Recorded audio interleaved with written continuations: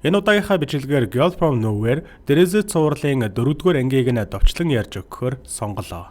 Дэлхийн хамгийн шилдэг хэл эзэмших аргачлалуудыг Монгол хүний оюуны хязгаарт нийцүүлэн Octo-Learn application аль биесээр таны хүлээлтийг дагуулan хэрэглэн нэвтрлээ.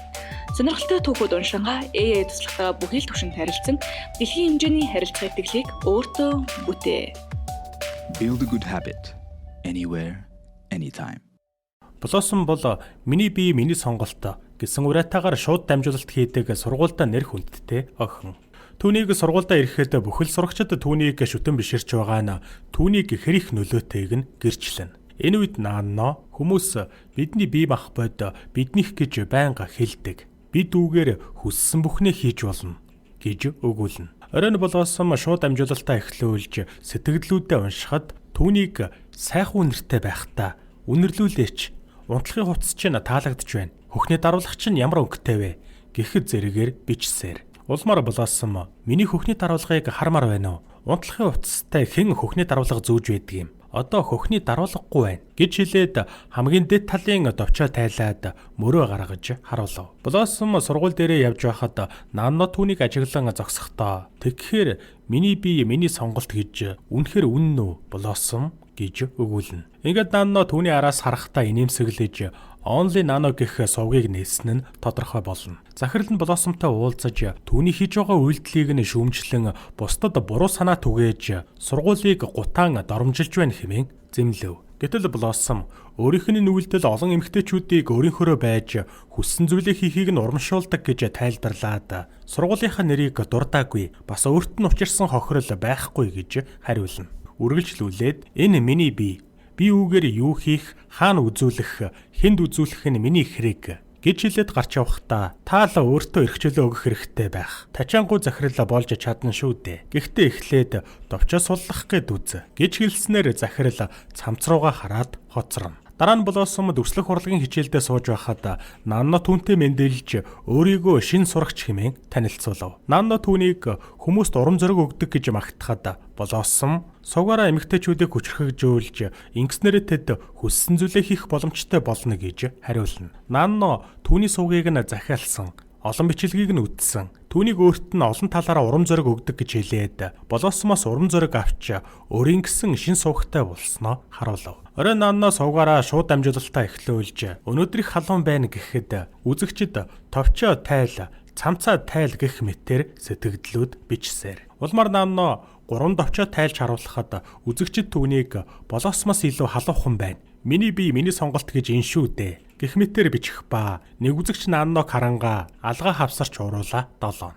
Маргааш нь хэсэг хөвгүүд ангийн хаалган дээр утсаараа бичлэг хийж хөөрхий юм а хэмээн дуу алдцгаахад тэднийг анзаарсан Блоссом 6 даруулахаар босов. Гэтэл хөвгүүд түүний хажуугаар гүйж наано дээр ирээд түүнтэй 6 даруулснаар Блоссом эвгүй байдалд орлоо. Блоссом өөрийнхөө шууд дамжуулалтын үзэлтийн тоог хараад Наногийнхтай харахад Наногийн үзэлтийн тоо хамаагүй илүү байв.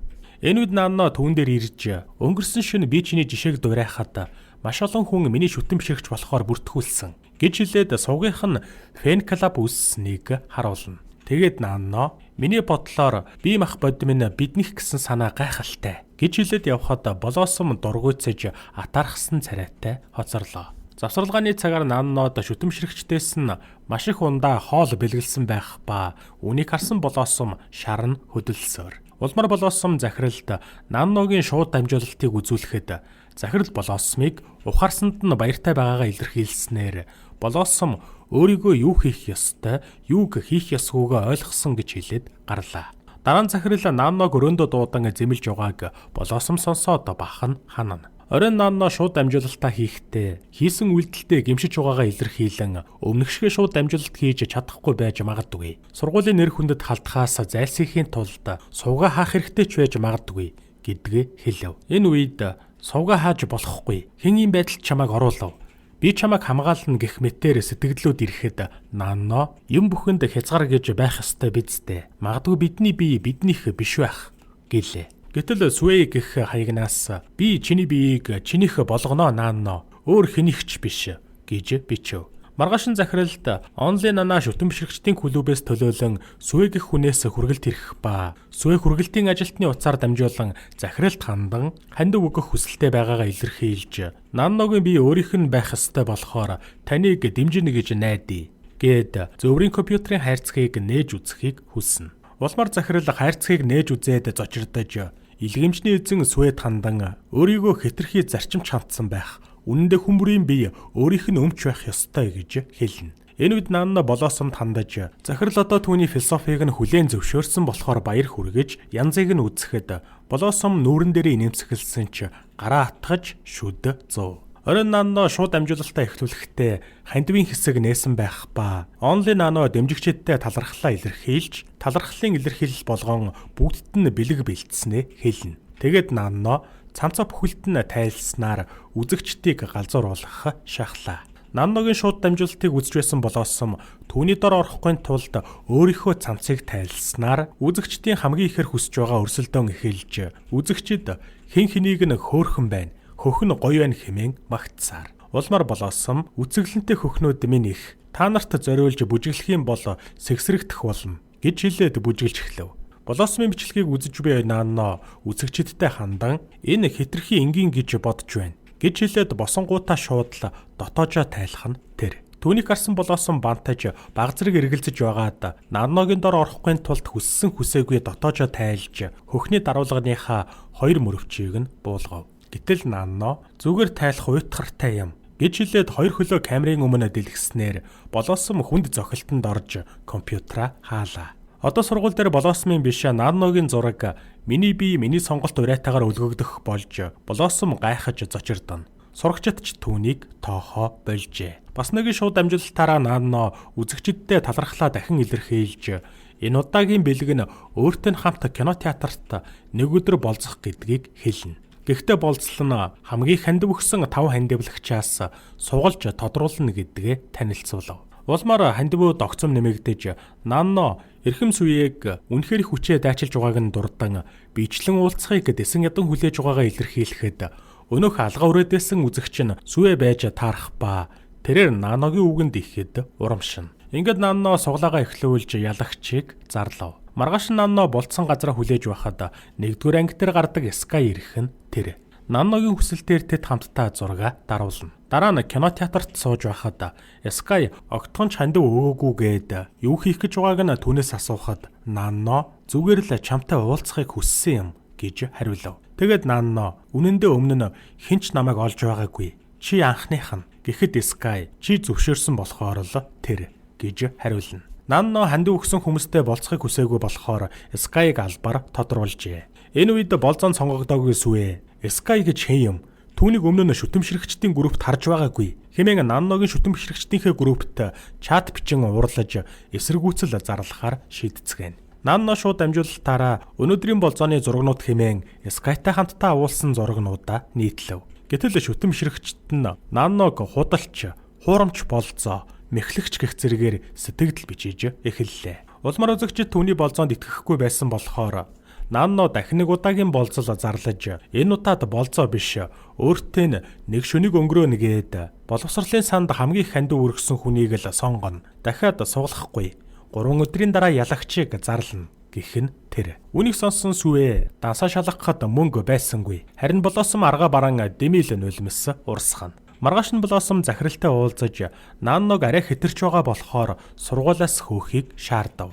Энэ удаад захирал Ингрийнхээ дээд товчийг нь тайлсан байх ба бидний бие биднийх байхаа болсон уу гэхэд болоосом үүнийг бие үнэлэлт гэж үзнэ. Энэ хууль бус гэлээ. Гэтэл захирал хэрвээ хоёр тал зөвшөөрвөл үүнийг зөвшөлтсөл гин. Мөн Нанно үүнийг буйны зорилгоор хийж байгаа гэд болоосмын үгийг тоосонгүй. Ингээд сургууль дээр Нанногийн болзолт уралдааны зурагт хуудас дэлгэгдлээ. Сургуулийн хөвгүүд боломжийнхоо хэрээр хандив өгч энэ хооронд мөнгөгүй болсон Сүвэ ээжийнхээ утсыг авч 100,000 баахт шилжүүлнэ. 3 хоног өнгөрч сургуулийн урлагийн танхимд бүгд цугалцгаан Нанно ялагчийг зарлах цаг боллоо. Энэ үйл ажиллагааг шууд дамжуулж Сүвэ ялагч болно гэж найдан компьютераасаа үзэж суув. Энэ удаад захирал Ингрийнхээ 2 товчийг тайлж задгайлсан байгаа харагдана. Нанно бүгдд нь талархлаа илэрхийлээд өөрийнх нь бие ийм олон гайхамшигыг бүтээж чадсанд итгэж чадахгүй байгаагаа илэрхийлв. Тэгээд энэ хэмжээнд хүрсэндээ нэг хүнд талархах ёстой гэд миний бие миний сонголт уриалгыг эхлүүлсэн Блоссомыг онцолоход бүгд түүнд алга ташина. Ингээд Нанно хамгийн хандив өгсөн хүний нэрийг нь зарлахгүй, дугаарыг нь хэлнэгээд ялагч нь 109 дугаартай хүн гэдгийг зарлаж надтай Royal Resort Park зоч дуудлын 205 тоотод оройн 8 цагт уулзаарай гэж хэлв. 109 дугаарыг сонсоод бүгд л урвайж сүвэ уурлаж бачимдана. Ууралсан сүвэ шүтэмшрэгчдийн групп руу 109 хэн бэ хэмээн зуруус бичихэд гişүүд би биш гэж хариулснаар сүвэ тэр дахиад л хуурч байна уу хэмээн бачуурав. Гэтэл нэг гишүүн 100 дугаартай хандивлагч 274,600 баахтын хандив өгсөн баримтыг илгээн. Үүнтэй зэрэгцэн Блоссом Нанногийн шүтэмшрэгчдийн группт байдаг нууц хаяг наасаа 109 Нанногийн биеийг бүхэлд нь эзэмших нь шудраг бус хүмбэр хүртэх хэрэгтэй хэмээн бичиж бусдыг торхирав. Улмар гишүүд би ч бас ихийг хандивлсан мөнгийг минь буцааж өг гэх мэтээр дургуцлаа илэрхийлэхэд Сүвэн боломжийг ашиглан бусдыгаа уриалж бүгд зочид буудлын руу дайран орцгооно. Сүвэ 109-ыг ганцраа Нанног өөртөө байлгаж болохгүйгээд түүнийг хэн болохыг нь шалгахад 109 дугаартай хүн нь захирал нь байж таарав. Тухайн үед захирал зөөрийн компьютерийн хайрцагийг нээхэд дотор нь их хэмжээний бэлэн мөнгө байжээ. Захирал мөнгөө цацсан баярлаж дараа нь Нанногийн шууд дамжуулалтыг үзэж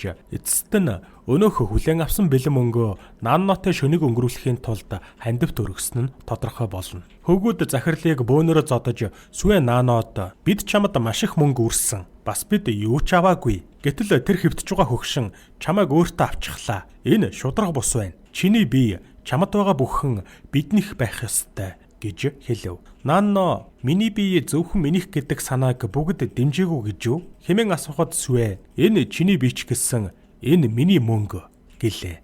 Нанно энийг шудраг болгохын тулд би бүгдийнхэн төлөө өөрийгөө хитэн хэсэг хуваах уу гэж хэлээд арагшаа унан хэвтгэхэд хөвгүүд бүгд түн рүү дайран овоорч эцэст нь гар хөлгээд биеийг нь хитэн хэсэг болгон дастан хуваана. Энэ явдлыг Блоссом үзэж суухдаа нүд нь халтарч арай ядан үзэж байхад Нанно түүнд хандан миний бие миний сонголт Блоссом гэж хэлэхэд дэлгэц рүү цус цацарлаа. Зочирлолтод орсон Блоссом нулимс туслуулан шууд дамжуулалтаа эхлүүлж миний хэлснээр бидний бие биднийх тэгэхээр гэж хэлээд ингэрээ задгайлан цамцаа тайлж хөхний даруулганыхаа мөрөвчийг буулган камер руу ширтэн инээмсэглэснээр 4-р анги төгсдөг. Энэ удаагийн анги ямар утга санааг илэрхийлсэн бэ? Сэтгэл хэсэгт өөрийн бодлоо хуваалцаарай.